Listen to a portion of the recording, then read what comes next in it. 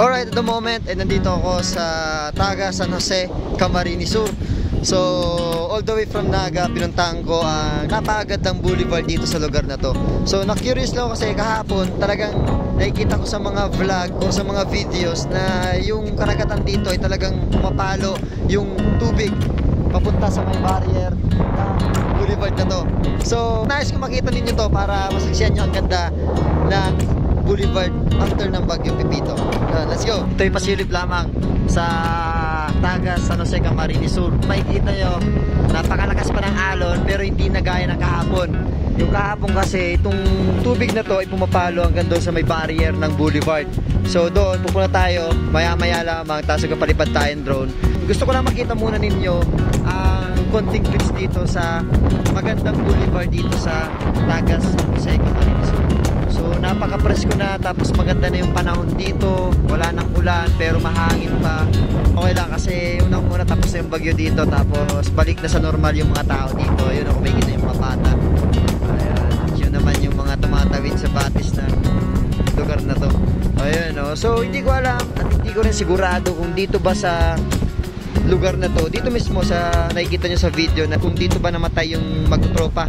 Kasi meron dito namatay na magtutropa nung nakaraan na talagang binawian ng buhay kasi yung isa daw sumunod pa hanggang doon kasi gustong iligtas yung kasamahan. Hindi ko alam kung dito doon sa unahan, pero yun, basta dito sa lugar na to may namatay na magtutropa.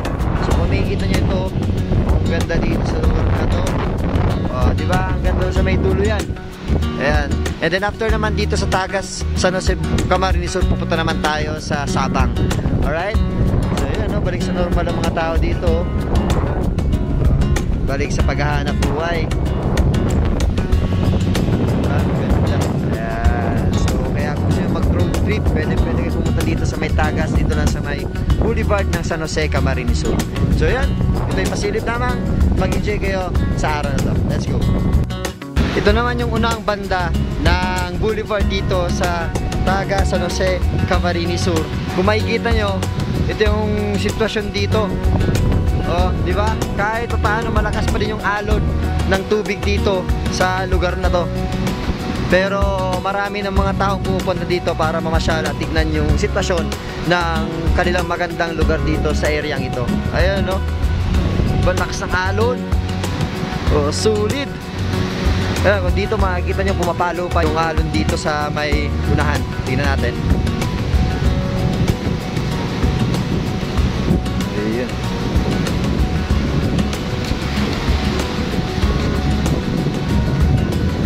Tingnan natin na yun, no? Diba? Lakas pa. Ayun, diba? Dito, bumabangga yung tubig.